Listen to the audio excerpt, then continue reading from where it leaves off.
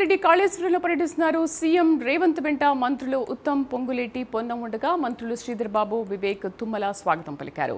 తొలుత కాళేశ్వరం ముక్తేశ్వర స్వామిని దర్శించుకున్న సీఎం రేవంత్ కాళేశ్వరం ఆలయ అభివృద్ధి పనులకు భూమి పూజ నిర్వహించారు. అనంతరం మేడిగడ్డలో డ్యామ్ సైట్ను సీఎం రేవంత్ పరిశీలిస్తున్నారు.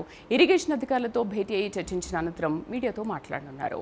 పూర్తి సమాచారం కరెస్పాండెంట్ అజీం అందిస్తారు. అజీం,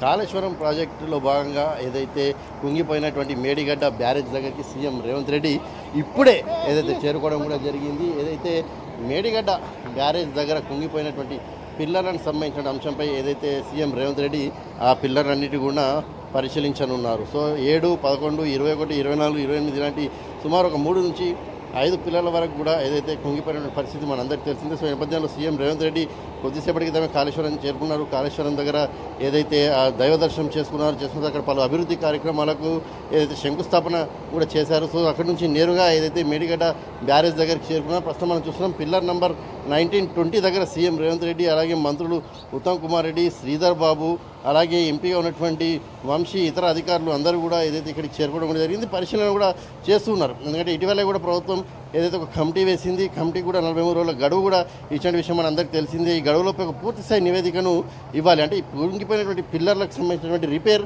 ఎలా చేస్తారు, ఏ మేరకు జరుగుతుంది, ఎన్ని రోజులు సమయం పడుతుంది. సో ప్రతిదీ రోజు daily update up to date ఉండాలి. డైలీ 5 o'clock కూడా ఏదైతే దీనికి సంబంధించిన రిపోర్ట్ ఇవ్వాలని చెప్పి కూడా ఏదైతే అటు ఆదేశించడం కూడా జరిగింది. సో ఎన్డీఎస్ఏ సంబంధించిన చైర్మన్ కూడా ఏదైతే సీఎం రేవంత్ రెడ్డితో పాటు కూడా అనిల్ జైన్ కూడా రావడం కూడా జరిగింది. సో పూర్తిస్థాయిలో పరిశీలన చేస్తున్నారు. పరిశీలించి ఇక్కడ ఎలాంటి పరిస్థితి ఉందో పూర్తిస్థాయిలో కూడా అధికారులను అడిగి సీఎం రేవంత్ రెడ్డి తెలుసుకుంటున్నారు. అలాగే పలు సూచనలు కూడా సీఎం రేవంత్ రెడ్డి కూడా చేయడం మనకు తెలిసింది. దీని తర్వాత ఏదైతే ఇక్కడ ఉన్నటువంటి ఇరిగేషన్ శాఖకు సంబంధించిన అధికారులతో కూడా సీఎం రేవంత్ రెడ్డి అయితే సమీక్షా సమావేశం నిర్వహిస్తారు.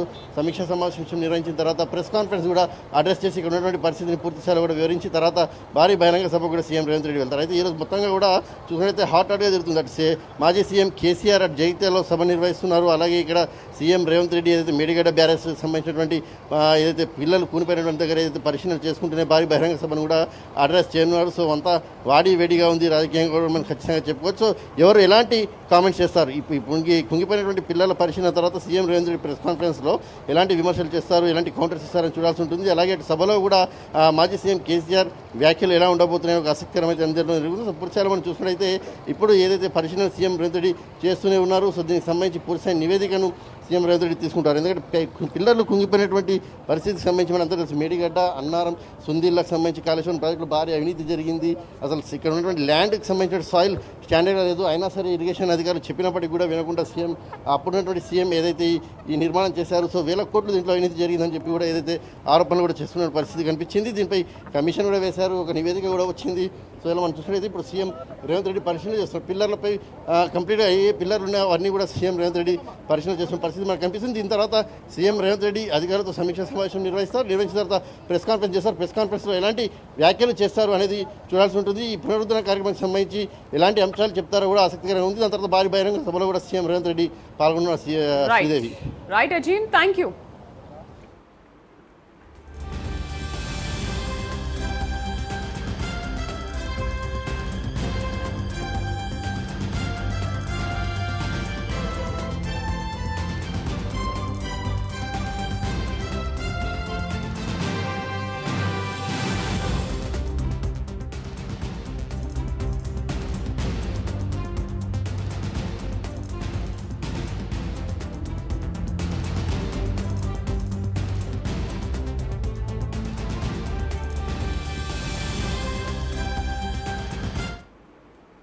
రైట్, తెలంగాణ ముఖ్యమంత్రి రేవంత్ రెడ్డి కాళేశ్వరంలో పర్యటిస్తున్నారు. సీఎం రేవంత్ వెంట మంత్రులు ఉత్తమ్, పొంగులేటి, పొన్నం ఉండగా మంత్రులు శ్రీధర్ బాబు, వివేక్, తుమ్మల ఆయనకు స్వాగతం పలికారు. తొలుత కాళేశ్వరం ముక్తేశ్వర స్వామిని దర్శించుకున్న సీఎం రేవంత్ కాళేశ్వరం ఆలయ అభివృద్ధి పనులకు భూమి పూజ నిర్వహించారు. అనంతరం మేడిగడ్డలో డ్యామ్ సైట్ను సీఎం రేవంత్ పరిశీలిస్తున్నారు. ప్రత్యక్ష ప్రసారంలో చూస్తున్నాము. అండ్ ఈ పరిశీలన అనంతరం ఇరిగేషన్ అధికారులతో భేటీ అయ్యి చర్చించిన అనంతరం వీడియో కాన్ఫరెన్స్ కూడా నిర్వహించున్నారు. సో మీడియాతో ఏ విధంగా మాట్లాడతారు, అసలు ఎటువంటి మోసాలు జరిగాయి, కాళేశ్వరం ఏ విధంగా కుంగిపోయింది అనే విషయాలపైన ఇరిగేషన్ అధికారులతో చర్చించిన తర్వాత ఒక పూర్తి క్లారిటీతో మీడియా ముందుకు వచ్చి ఆ విషయాలన్నీ కూడా వివరించినారు. మరోవైపు జగిత్యాల్లో మాజీ సీఎం కేసీఆర్ ప్రెస్ మీట్ కూడా ఉండనుంది. బహిరంగ సభలో కూడా అక్కడ పాల్గొంటున్నారు. సో ఇద్దరు పోటాపోటీగా ఇవాళ సభలో పాల్గొంటున్న నేపథ్యంలో రాజకీయం చాలా వేడెక్కింది. మరి ఈ ఇద్దరు సీఎంలు కూడా ఇద్దరు ఒక ప్రెసెంట్ సీఎం అండ్ మాజీ సీఎం వీళ్ళిద్దరూ కూడా ఏం మాట్లాడతారు అనేది కూడా ఇవాళ ప్రజలందరూ చాలా ఆసక్తిగా చూస్తున్నారు. సో చూడాలి కొంతసేపటి తర్వాత ఎటువంటి ప్రసంగాలు ఉండనున్నాయో.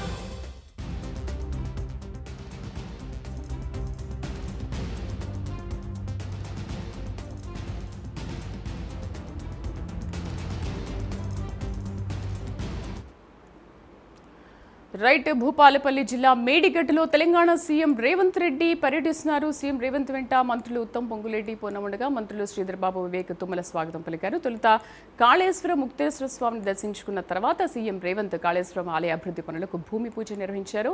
అనంతరం మేడిగడ్డలో డ్యామ్ సైట్ను కూడా సీఎం రేవంత్ పరిశీలిస్తున్నారు. ప్రత్యక్ష ప్రసారంలో చూస్తున్నాము. ఇరిగేషన్ అధికారులతో భేటీ అయ్యి చర్చించిన అనంతరం మీడియాతో కూడా మాట్లాడనున్నారు.